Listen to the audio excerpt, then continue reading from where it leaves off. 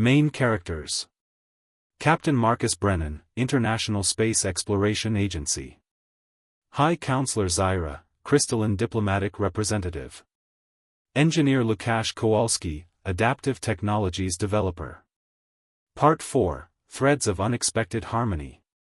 Main characters: Specialist Dante Rodriguez, Diplomatic Liaison. Veteran researcher Dr. Elena Petrova. Ambassador Kurin, Galactic Negotiation Specialist. Part 5, The Forge of Infinite Potential. Main characters: Commander Victor Nakamura, Interstellar Defense Coordinator. Chief Strategist Lyra, Unified Alien Confederation. Dr. Nikolai Volkov, Quantum Adaptation Researcher. Now, I'll begin drafting Part 1 following the guidelines you've specified. Part 1, The Silent Whisper of Terra. The vast emptiness of space stretched before Commander Zara Novak, her eyes scanning the holographic displays that flickered with intricate data patterns. The USS Horizon hummed softly around her, a testament to human engineering that defied the cold, unforgiving vacuum beyond its hull. 12 light-years from Earth, they were charting unknown territories, pushing the boundaries of human exploration. Zara's team represented humanity's most ambitious scientific mission, a delicate balance of curiosity, caution, and an unyielding spirit of discovery. Her communication specialist, Lieutenant Derek Ramirez, interrupted her thoughts. "Commander, we're picking up an unusual quantum resonance signature. It doesn't match any known galactic transmission protocols." Zara leaned forward, her cybernetic interface highlighting the anomalous readings. The signature was complex, layered with frequencies that seemed to dance between mathematical precision and chaotic randomness. "Analyze and triangulate," she commanded.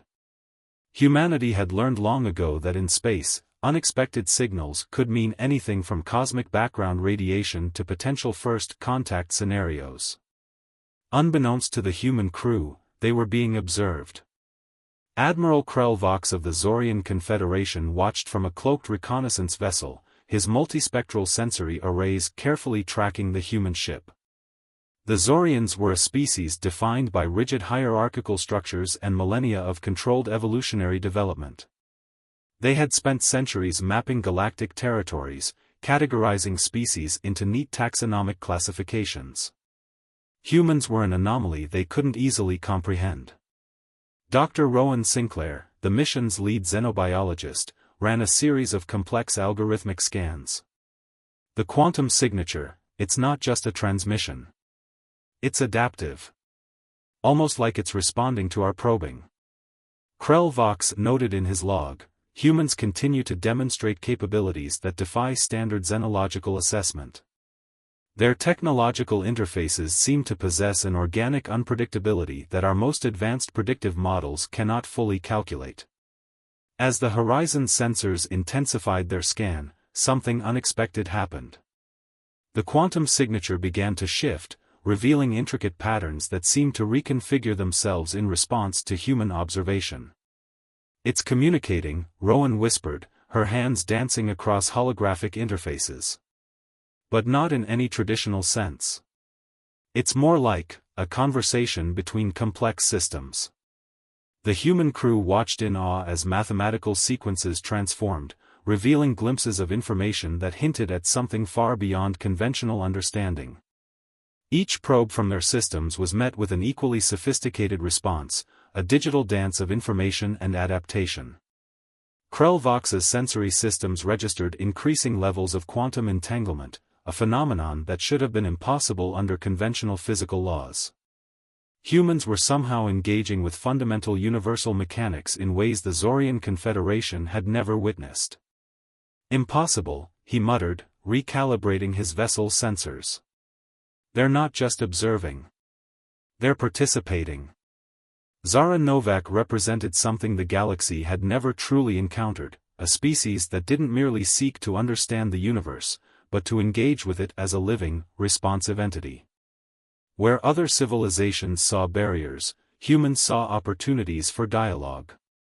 The quantum signature continued its mesmerizing dance, revealing fragments of information that suggested vast, incomprehensible networks of communication. It was as if the universe itself was having a conversation with humanity, and humanity was responding with an enthusiasm that defied all known scientific protocols. Crucibles of adaptation. The aftermath of the quantum signal discovery sent ripples through Earth's scientific community and the nascent interstellar diplomatic channels. Lieutenant Fiona Reyes found herself at the center of a mission that would challenge everything humanity understood about first contact and survival. 3 months after the USS Horizon's extraordinary encounter, a specialized diplomatic and reconnaissance team was assembled. Their destination, a neutral zone where human technological prowess would be tested against the most challenging environments imaginable. Commander Thax of the Nexarian warrior clan watched the human vessel approach with a mixture of curiosity and skepticism. The Nexarians were a species bred for survival, their entire civilization built around the concept of adaptation and resilience. Yet something about the humans intrigued him. Reports of their technological innovations and unpredictable nature had spread through galactic communication networks. Dr. Imani Okoro, the mission's xenotechnology specialist, prepared a series of adaptive technology demonstrations. Her latest project was a modular environmental suit that could instantaneously reconfigure its molecular structure to withstand extreme conditions, a testament to human ingenuity. The meeting point was a planetoid located in the Razor Rim, a region known for its extreme and rapidly changing environmental conditions. Magnetic storms, gravitational anomalies, and radiation levels that would obliterate most known species made this location a true test of survival capabilities. Standard protocol is suicide here, Fiona explained to Thax, her voice calm and matter-of-fact. So we've developed something different. The demonstration began with a series of technological adaptations that left the Nexarian delegation stunned.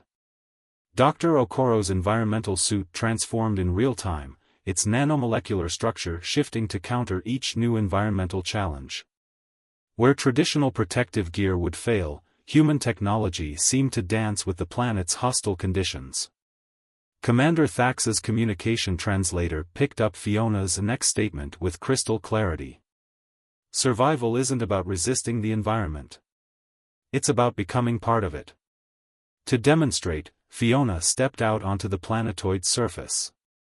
The environment was a nightmare of competing physical forces, magnetic fields that could crush standard electronics, radiation levels that would cook biological matter, gravitational pulls that shifted unpredictably. The Nexarian observers watched in disbelief as Fiona's suit not only protected her but began to interface with the environment. Her technological systems weren't just defending against the harsh conditions, they were learning from them, adapting in real time. Dr. Okoro's technological marvel went beyond simple protection. The suit began to generate energy from the very environmental conditions that should have been fatal. Magnetic storms became power sources. Radiation was converted into computational energy. Gravitational anomalies were transformed into navigational data. We don't see challenges, Fiona explained to the increasingly impressed Nexarian delegation. We see opportunities for innovation. Commander Thax's traditional warrior mindset began to crumble. The Nexarian philosophy of survival had always been about strength, about fighting against environmental challenges.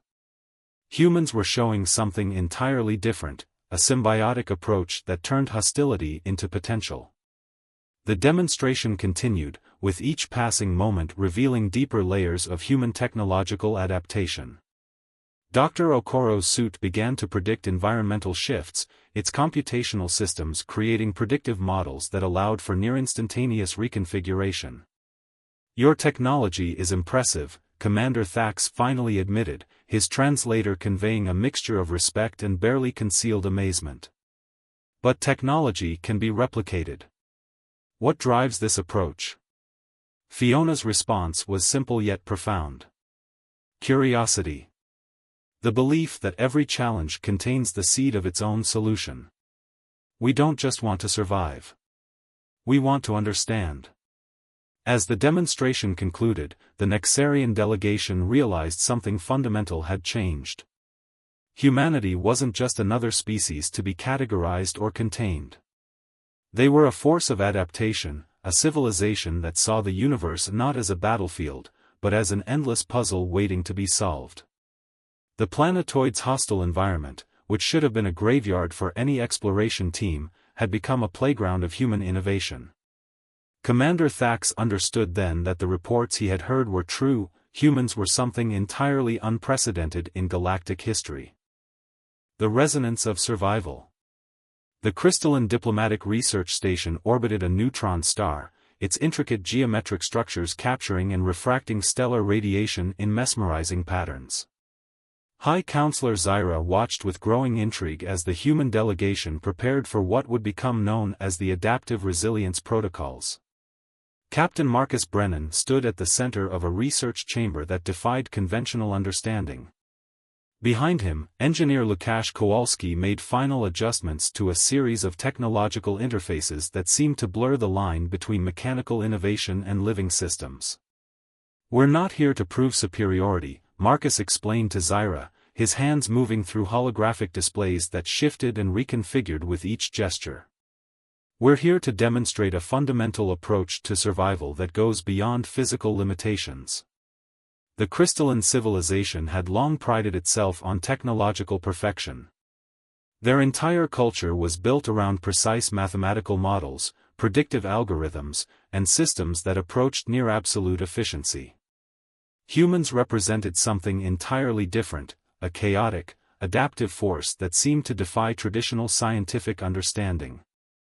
Lukasz activated the first demonstration, a modular technological system designed to not just survive extreme conditions, but to thrive within them.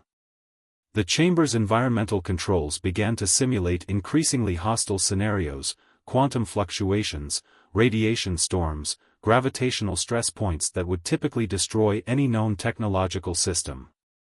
Where traditional technology would fail, the human-designed system began to adapt. Microstructural components reorganized themselves, creating new pathways, redistributing energy, and generating solutions that seemed to emerge from the very challenges attempting to destroy them. High Counselor Zyra's crystalline form vibrated with a mix of scientific curiosity and growing concern. The human approach was nothing short of revolutionary. Traditional diplomatic protocols suggested categorization, understanding through rigid classification. Humans were presenting something far more dynamic. "Your technology doesn't just protect," Zyra observed, her communication matrix translating her complex thoughts into comprehensible language. "It evolves." Marcus smiled. "Survival isn't about resistance. It's about conversation. Every challenge is a dialogue, every obstacle an opportunity to understand something new." The demonstration continued, pushing the boundaries of what the crystalline delegation understood about technological resilience. Lukasz's system began to not just adapt to environmental challenges but to generate new computational models that anticipated future threats. A particularly intense simulation created conditions that should have instantaneously destroyed any known technological system. Quantum instabilities, gravitational shear forces, and radiation levels that would obliterate matter itself converged in the chamber. The human system didn't just survive. It transformed. Microstructural components began to generate entirely new computational pathways. Energy patterns reorganized themselves, creating solutions that emerged from the very forces attempting to destroy them. Where traditional technology would have collapsed, this system was having a conversation with the universe itself. High Counselor Zyra's communication matrix struggled to process what she was witnessing. This wasn't just technological innovation. It was a fundamental reimagining of how systems could interact with environmental challenges. "How?" she finally asked, her crystalline form vibrating with a mix of scientific excitement and profound confusion. "How do you create systems that don't just respond, but fundamentally transform?" Lukasz's response was deceptively simple. "We don't see limitations. We see conversations waiting to happen." The demonstration revealed something profound about human innovation. Where other civilizations saw barriers, humans saw opportunities.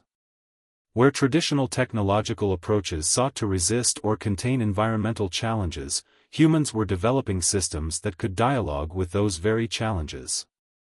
As the simulation concluded, the chamber was filled with a pregnant silence. The crystalline delegation had just witnessed something that challenged their most fundamental understanding of technological development. Captain Marcus Brennan looked at High Counselor Zyra, a subtle smile playing across his features. "Shall we discuss what comes next?" The universe, it seemed, was about to have a very interesting conversation. Threads of unexpected harmony. The diplomatic station hung in the delicate balance between known space and unexplored territories, a neutral ground where civilizations could meet and understand one another. Specialist Dante Rodriguez stood at the intersection of humanity's most ambitious diplomatic mission, his cybernetic neural implants processing information at speeds that would have seemed impossible just decades earlier. Veteran researcher Dr. Elena Petrova reviewed the complex data streams, her experienced eyes catching nuanced patterns that younger analysts might have missed. The mission was more than a diplomatic encounter, it was a delicate dance of understanding, of finding common ground between fundamentally different perspectives. Ambassador Curran, representing the Galactic Negotiation Specialist Council, studied the human delegation with a mixture of curiosity and careful calculation. Humanity had become an unexpected variable in galactic politics, unpredictable, adaptive, and seemingly capable of transforming every interaction into an opportunity for mutual growth. "Your approach to diplomatic relations is unconventional," Curran observed, his translation matrix capturing the subtle nuances of linguistic and cultural exchange. Dante smiled, a gesture that seemed to contain multiple layers of meaning. "We don't see diplomacy as a zero-sum game. Every interaction is a chance to create something new." The current focus was a complex territorial dispute that had simmered between three separate galactic civilizations for generations. Traditional diplomatic approaches had failed repeatedly, rigid negotiations, complex treaties, and strategic posturing had only deepened the existing tensions. Humans proposed something entirely different. Dr. Petrova unveiled a collaborative technological platform that would fundamentally transform how these civilizations could interact.